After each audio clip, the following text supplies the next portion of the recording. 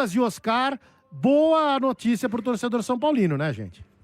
Ótima notícia, né? Boa notícia pro torcedor, acho que pro próprio elenco também, ter os dois no vestiário, à disposição ali, vai ser importante, vai dar um gás a mais para essa galera. Eu espero, sinceramente, que não precise utilizá-los, que o São Paulo consiga um resultado, mas é muito complicado, né? O São Paulo tem uma missão muito difícil no Morumbi. Uma coisa é você ganhar de 2-0, né? Outra coisa é você precisar fazer 2 gols num adversário, né? Qualquer um que seja. O São Paulo precisa fazer 2-0 para tentar levar para os pênaltis esse jogo no mínimo. Então, aquele ambiente de Libertadores, o torcedor com certeza vai preparar. Teremos um estádio com um Morumbi com cerca de 50 mil torcedores, ou mais, né? É bem provável que tenha mais. Então, o horário do jogo não ajuda muito, né? Às 7 horas, vai atrapalhar um pouquinho a chegada do torcedor no estádio, mas certamente vamos ter aquele ambiente de Libertadores importante e que os jogadores do São Paulo já falaram. Chegar no Morumbi com esse ambiente, com essa energia, já é um gás a mais que motiva o time para conquistar essa passagem aí. O Lucas e o Oscar, se entrarem, rapaziada, devem entrar no segundo tempo para jogar 15 ou 20 minutos e devem entrar para ganhar. O São Paulo é difícil de fazer 3 gols, né? Quando que foi o São Paulo fez a última vez 3-0 no Morumbi, jogando em casa? Faz tempo, né? Não é comum. Uma vez no ano. Uma vez no ano, não é um resultado comum de acontecer. Então o São Paulo deve sim utilizá-los no segundo tempo, deve precisar ainda de algum golzinho ali, mas a expectativa do torcedor é de buscar e desde o início do jogo ir para cima, buscar o resultado logo de cara, não ficar esperando muito não, porque não tem tempo. São Paulo tem que virar o primeiro tempo, pelo menos com vantagem no placar. Eu acho que em relação a esses jogadores, né, que o Lima comentou, né, o Luan, por exemplo, eu acho louvável, né, que o Crespo ele esteja fazendo de tudo para recuperar o Luan. Ele passou por momentos não tão simples, teve lesão também, né? Teve uma série de fatores aí. Problemas psicológicos Mas assim, convenhamos, o Luan, dentre os meio-campistas que vem ganhando oportunidade, ele não conseguiu aproveitar, né? Até agora, o máximo assim que ele conseguiu foi não comprometer, digamos assim, mas quando você compara o Luan com outros jogadores que hoje têm status de reserva e que quando entram fazem a diferença, como o próprio Alisson, que dá para afirmar até que o Alisson hoje é reserva, e o Pablo Maia, o Luan está num nível muito inferior, né? Agora, para esse jogo, em relação ao Lucas e o Oscar, para o decorrer da partida vai ser importante. Eu acho que é um jogo que vale sim que você acelere um pouquinho, né, a recuperação, ou que você pule, né, queime algumas etapas para ter pelo menos esses jogadores no banco de reservas, para dependendo de como a partida se desenrolar, você poder utilizá-los, né? Obviamente que se não tiver um risco, eles estiverem plenamente recuperados, minimamente ali com a condição física suficiente para que eles atuem. E sobre o time que vai a campo, né, é importante que o São Paulo ele coloque algo parecido com o que terminou o jogo diante da LDU, não o que começou. Então, quando ele coloca Pablo Maia, Marcos Antônio e Bobadilla, né, para mim é um meio-campo que perde muito em criatividade, né? Para mim, o Rodriguinho ele faz uma diferença ali. Ele pode não fazer partidas brilhantes, mas ele ocupa ali uma faixa do campo que é importante para você fazer justamente essa ligação com os atacantes, né? Tanto que o Rigoni e o Dineno, né, no jogo contra a LDU, eles receberam pouquíssimas bolas, né? Eles quase não tiveram oportunidade. Não lembro se era o Rigoni, não lembro qual que era a dupla do Rigoni, né? Agora fugiu aqui no jogo de ida diante da LDU.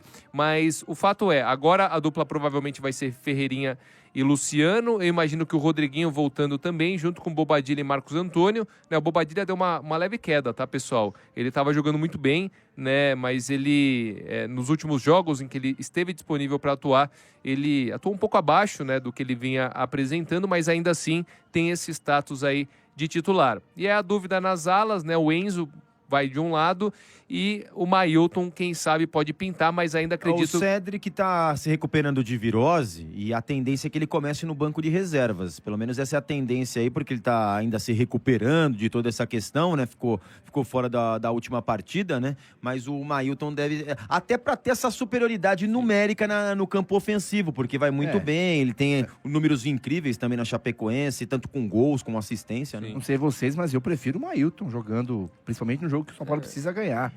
Né? Eu- Acho que é uma Principal, eu acho que o acho. Cedric, nesse momento, é melhor que o Mailton. Tá numa boa fase o Cedric. Só que o Mailton tem uma bola parada melhor. Né? E em bola parada, você pode tentar decidir o jogo. Pode ser uma arma, né? Então, talvez ele pense nisso para colocar o Mailton no começo. Não Eu sei. ainda tenho, assim, eu vou com mais cautela em relação ao Mailton, tá bom? Por mais que, assim, ele tenha números expressivos na Série B, mas a gente tá falando de Série B, tá falando de Chapecoense, né? No São Paulo é diferente. Então, eu ainda vou esperar um pouquinho mais, né? Eu entendo que naqueles poucos minutos que o Mailton ele atuou diante da LDU, o torcedor do São Paulo ficou empolgado, aí depois, na última partida, já não foi uma atuação, assim, tão brilhante do Mailton, como não foi do São Paulo como um todo. Mas é isso, né? Eu acho que o Crespo ele tem mais ou menos ali o time já azeitado, tem os reforços de Lucas e Oscar e vai ter que ter paciência, porque se a afobação é importante o torcedor em peso, né, como sempre foi, mas os jogadores dentro de campo eles têm que ter a consciência que eles não podem se afobar, porque quanto mais eles se afobarem, mais difícil vai ficar aí a situação do São Paulo, mas ao mesmo tempo o primeiro gol não pode demorar tanto. Pausa de 5 segundos para pedir a sua ajuda ao nosso canal com o seu like e se inscrever se ainda não for um inscrito. Muito bem, Arnaldo Ribeiro, vamos lá. Diga. Não é, ao longo da semana ficou essa conversa de Lucas e Oscar. Lucas e Oscar vão jogar, treinar, tarará. Minha sensação é que eles voltaram um pouquinho atrasado. Na situação ideal, eles estariam bem inteiros para esse jogo aí, se a recuperação tivesse sido a contento. Acabou que chegaram em cima do laço, vão para o jogo, mas assim, não devem ser titulares. Mas é o doping psicológico do São Paulo para essa partida, né? Lucas e Oscar estão de volta. Em termos, né? Eu acho que essa doping psicológico, acho que é uma boa definição. Sempre atrasados, acho que é outra definição, né? Eles estão sempre atrasados em relação à presença em jogos, né? Era para ter sido assim contra o Atlético Nacional. Só o Lucas esteve presente. Não que não tenha sido importante, porque jogou um pouquinho e fez um gol de pênalti. Então essa circunstância pode até se repetir, né? Na partida contra a LDU.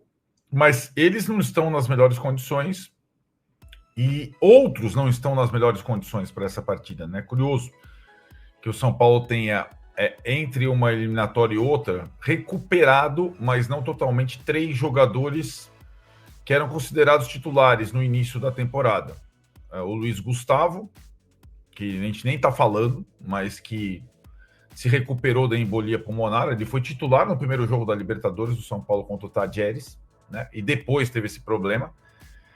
O Oscar e o Lucas. Quem há mais tempo não joga? O Luiz Gustavo. Agora, ao mesmo tempo, ele não estava contundido, né? Ele estava com limitação de exercícios de choque. Mas ele vinha se condicionando, treinando sozinho há algum tempo. Então, assim, ele é o que está mais tempo sem jogar e, ao mesmo tempo, o mais condicionado dos 3, né? Curioso. O Oscar, ele não joga há 2 meses, mas ele já voltou a treinar normalmente há mais de uma semana. E aquele que jogou por último, o Lucas esteve presente contra o Atlético Nacional, foi o que voltou a treinar mais tarde, né? Só fez 2 treinos com bola antes da partida contra a LDU. Então é um quebra-cabeça violento para o Crespo. Acho que é difícil você imaginar. Nenhum dos 3 tem a menor condição de começar jogando uma partida de futebol. O dilema para o Crespo é quais e quantos levar para o banco, né? Quais dos 3 e quantos dos 3 levar para o banco. E aí tem uma situação, né, Tironi? Acho que talvez pelo perfil, por ter jogado por último, por ser um cara de bater pênalti e tudo mais, o Lucas é aquele que, curiosamente, sai na frente, com mais chances de estar no banco e de entrar no jogo, na parte final do jogo, né? Até por conta da característica dele, né? O Luiz Gustavo é um volante, né, mais de proteção e tudo mais. E o Oscar é um meia de ditar ritmo, não é assim, não é um ponta de lança, né? Então, é um quebra-cabeça. Não são só esses 3 jogadores sem as melhores condições, mas entre esses 3, o Lucas é o que tem mais chance de jogar um pouquinho contra a LDU. É ele. Mas assim, me parece que mesmo ele vai jogar só no desespero, né? Tipo assim, se o São Paulo tiver, sei lá, na melhor das hipóteses, ganhando o jogo, tá tudo lindo, tá 3-0, ele não vai entrar, né? Provavelmente. Talvez ele vai entrar se, tá 1-0, 35 do segundo tempo, vamos fazer uma fumaça aí para ver o que é possível e tal, né? Ou então, sei lá, tá 2-0, ele entra no final para bater pênalti, né? Acho que é nessa situação que ele vai poder ser utilizado, né? Sim, em tese é isso, mas vamos combinar também que no jogo contra o Atlético Nacional, ele estava longe das melhores condições, estava no banco e ele não entrou no desespero, ele entrou antes do desespero. São Paulo estava ganhando o jogo, estava se classificando e ele entrou. E aí o São Paulo tomou o gol de empate com ele em campo já, né? E aí foi para os pênaltis. Não é que ele entrou. Então o São Paulo está ganhando, está se classificando. Ele entrou. E eu acho que ele vai entrar de alguma forma, de qualquer jeito. Né? Aí a minutagem, o momento, o lugar e quem, vai depender muito do jogo. Mas é aquilo. Em tese, ele não precisaria ter entrado contra o Atlético Nacional. Ele entrou, né? E aí, no primeiro pênalti, foi ele quem bateu. Né? Então, dos 3, é o Lucas, até pelo perfil. Acho que ele não... pelo envolvimento, eu não aceitaria, não estando clinicamente recuperado, não estar nesse jogo, né? Eu acho que até pelo jogador que é um atacante de velocidade, é um cara que pode machucar, né? É o cara, sei lá, que tipo de jogador você tem aqui no banco? Tenho esse aqui, esse. Eu vou nesse aqui, que esse aqui é capaz de fazer uma fumaça lá, arrancar numa bola e fazer um gol, sei lá, fazer uma jogada. É o cara mais capaz de mudar um jogo, né? De mudar o panorama de um jogo pela característica. O Oscar, me parece que também entraria em caso ele precisar de pênalti, né? Porque fora de ritmo e mais leve do jeito que ele não é um jogador de choque, ainda mais que acaba de voltar de uma contusão por choque. Não é um jogador de força, né?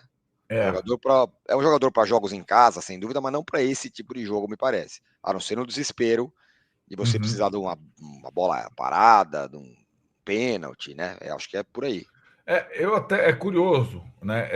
Eu acho até que se o Lucas não tivesse chance alguma, talvez o Oscar fosse para o banco, para ser o que o Lucas pode ser. Sabe como é que é? Tipo, ser o doping emocional, ser a possibilidade diferente, mas aí você tem os dois, não em condições iguais, mas em condições parecidas, não nas melhores condições, né?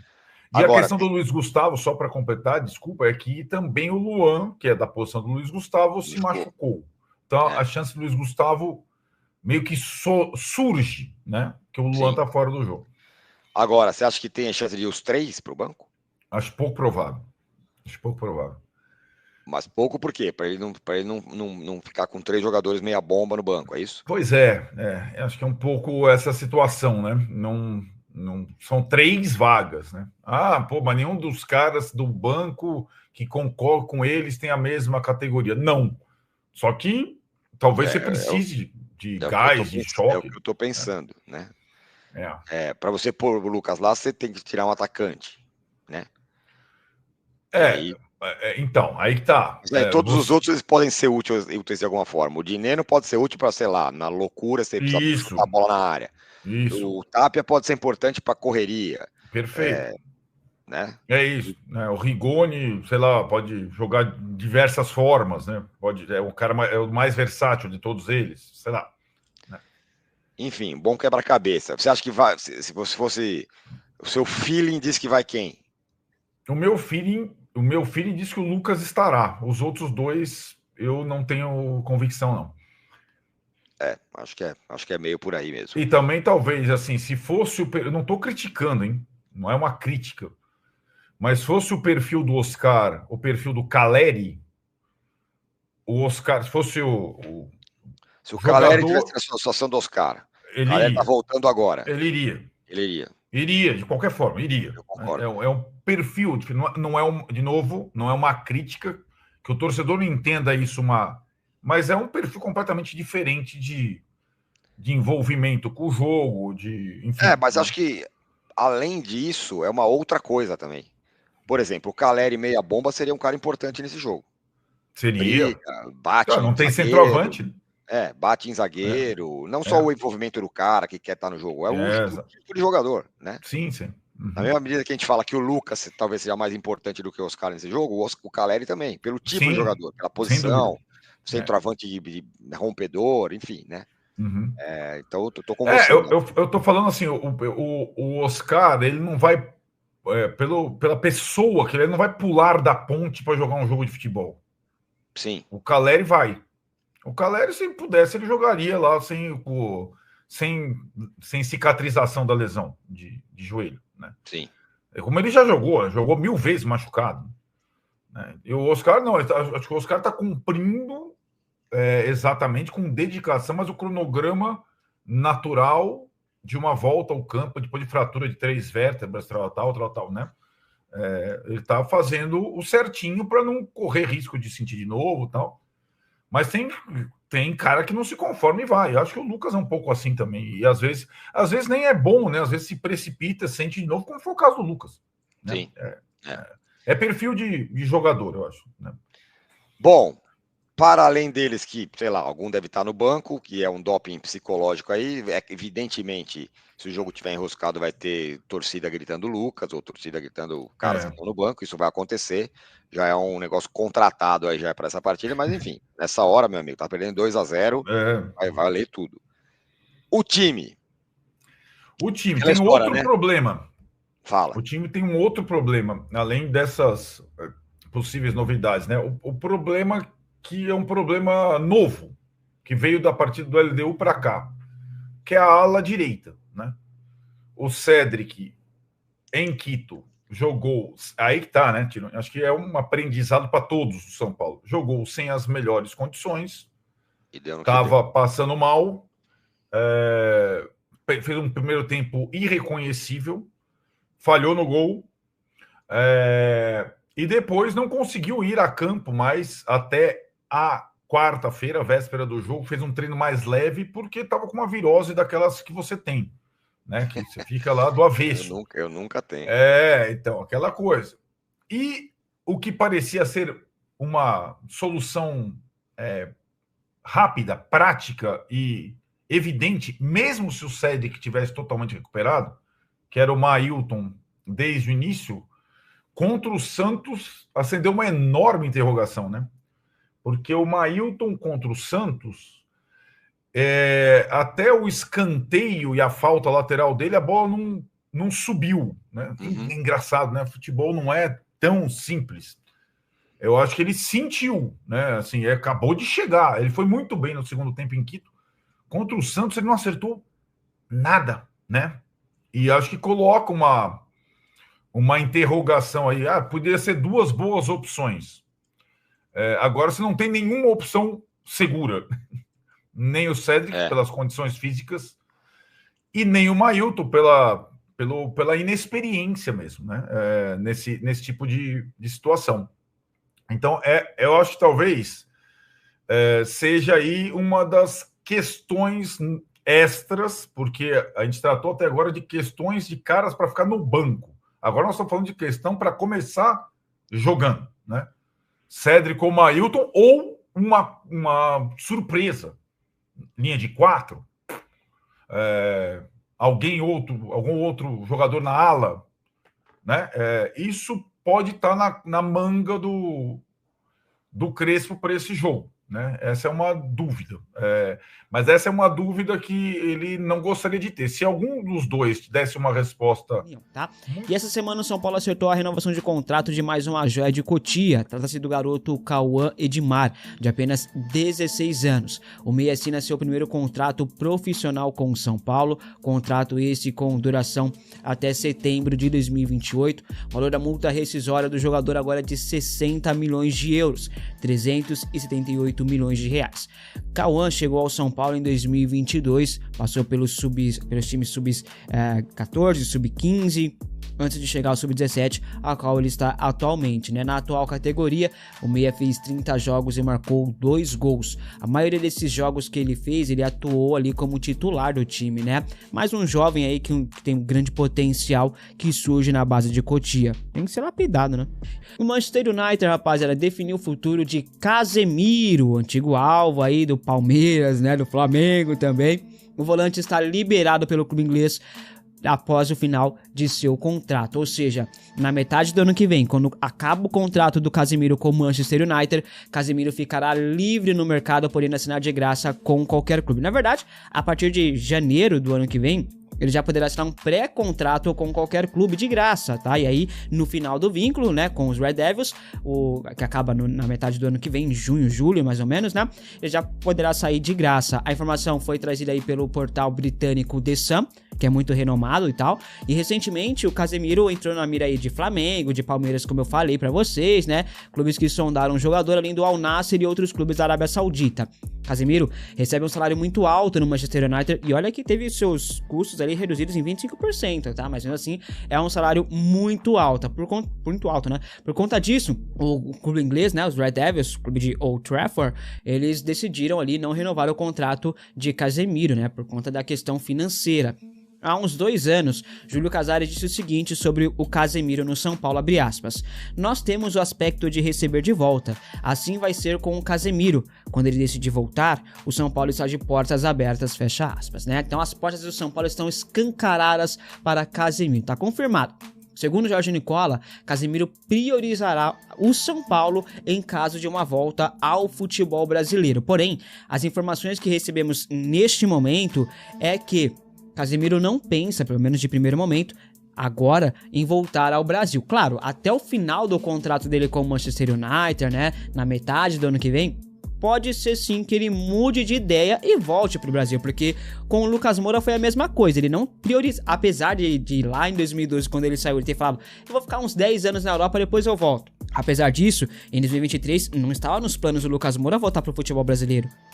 Tanto que ele tava, né, vendo opções ali no México, nos Estados Unidos. Ele ficou muito perto de ir para os Estados Unidos, inclusive, mas acabou vindo para o São Paulo. Então, pode sim acontecer com o Casemiro. Não vou falar que vai, tá? É porque o São Paulo não negocia com o jogador, pelo menos a gente não sabe disso, a não ser que o Júlio Casares esteja negociando por debaixo dos panos, mas enfim.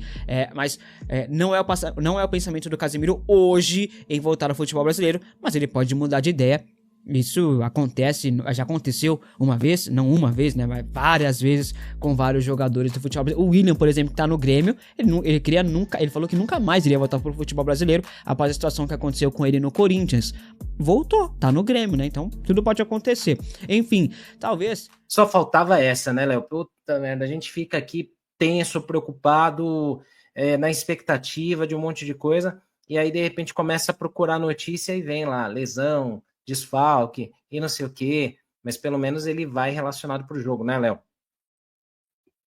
Estava até dando uma olhada na notícia aqui agora, né, que é do Plihal, lá da ESPN, uma fonte confiável, mas assim, também às vezes pode ser aquela estratégia, né, o Crespo não é muito disso, né, mas colocar dúvida lá do outro lado também, Marcos Antônio vai, não vai, às vezes ele pode também ter sido somente poupado por conta de desgaste, que ele deve ter sentido algum incômodo, de fato, provavelmente sentiu, mas não sei se preocupa a ponto de, né, de repente, não jogar. Se essa informação se concretizar, é muito complicado para o São Paulo ter essa notícia logo de cara, porque para mim é o melhor jogador de São Paulo disparado, é o que faz o meio-campo girar, é o que faz a transição do ataque para a defesa, é a peça-chave do São Paulo hoje e é muito preocupante. Mas a gente tem que entender de fato, pelo que eu li na matéria, né, tá dizendo que ele sentiu um incômodo e não fez a segunda parte. Às vezes, pode ter sido só realmente poupar, até porque o treino antes do jogo, da véspera, geralmente a gente chama de apronto. É um treino que você treina mais bola parada, às vezes tem muito técnico que gosta de deixar até rachão depois da bola parada, e aí como ele é um dos cobradores, às vezes pode ter sentido algum problema muscular ali, algum incômodo,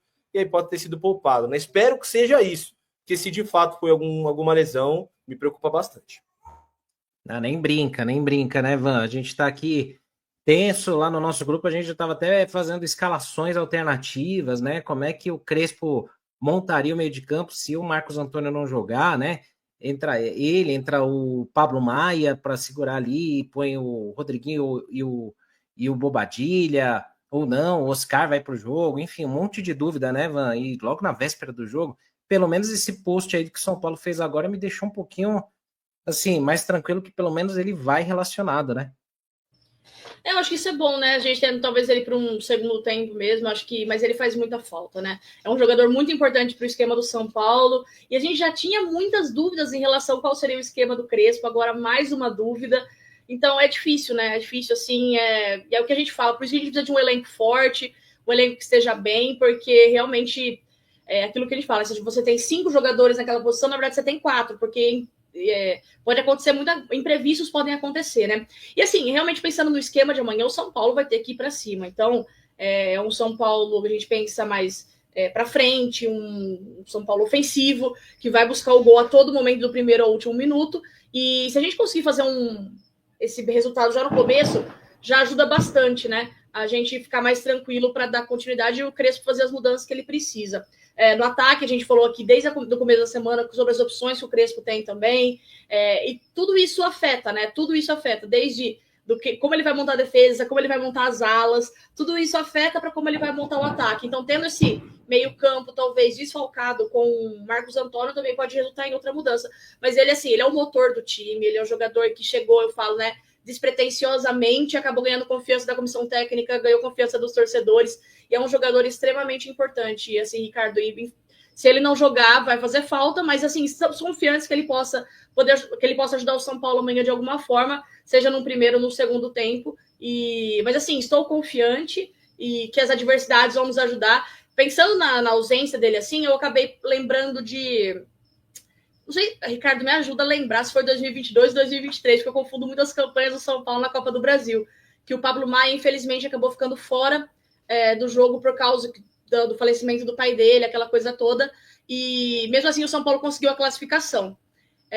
Então, assim, como eu disse, né, muitas coisas podem, infelizmente, acontecer ao longo do caminho que podem tirar jogadores importantes. E naquela época, o Pablo Maia era muito importante para o meio-campo do São Paulo. E a gente acabou jogando sem ele. Então, depois, se eu não me engano, foi o Gabriel Neves que entrou no lugar dele. E, enfim, deu conta do recado, São Paulo se classificou.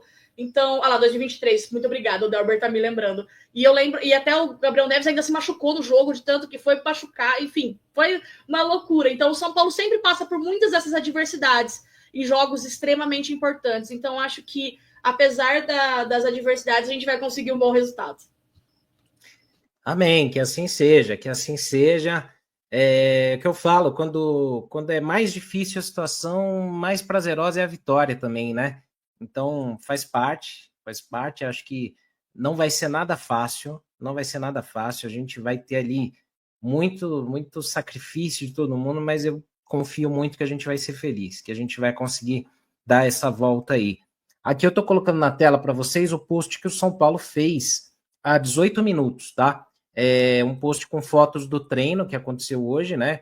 Mailton aí, outros jogadores, mas tem o Marcos Antônio ali, né, na foto. Então, o Rodriguinho, entre outros ali, o que nos dá a entender que ele treinou sem problemas e que deve ir para a partida. A informação inicial foi do André Plihal, de que Marcos Antônio seria dúvida para este jogo, né? Então, vamos ver como é que vai ser isso daí. Claro, com ou sem ele seria difícil, mas sem ele é muito pior, né? Mas tomara que dê tudo certo, não vamos sofrer de véspera, não vamos ficar aqui criando, né, expectativa ruim, ou enfim, vamos esperar.